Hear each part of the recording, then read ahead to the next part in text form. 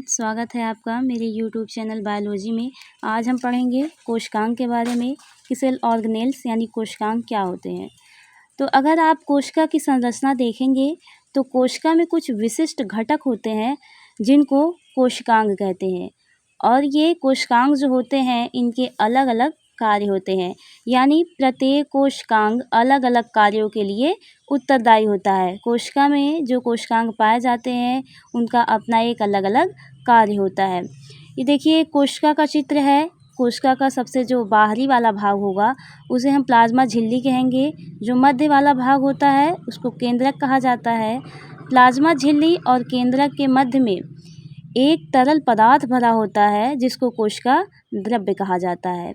इसी कोशिका द्रव्य में छोटी छोटी संरचनाएं, झिल्ली युक्त छोटी छोटी संरचनाएं होती हैं जिनको हम कोशिकांग कहते हैं। ठीक है, तो कोशिकांग क्या है? कोशिका द्रव्य में झिल्ली युक्त छोटी छोटी संरचनाएं होती हैं, यही क्या है? यही कोशिकांग है।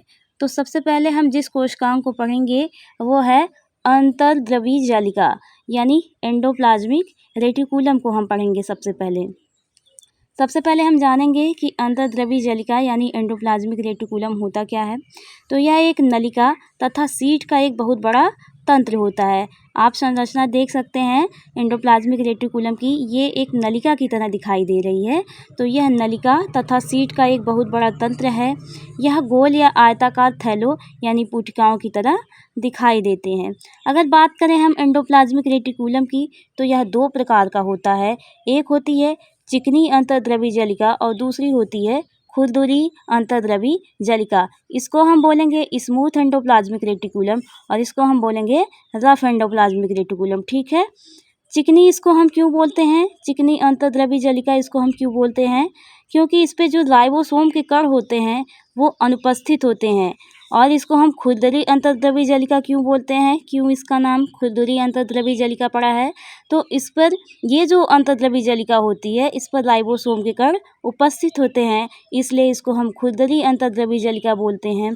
और इस पर राइबोसोम के कण अनुपस्थित होते हैं, इसलिए इसको हम चिकनी अंतर्द्रवी जालिका यानी स्मूथ एंडोप्लाज्मिक रेटिकुलम कहते हैं।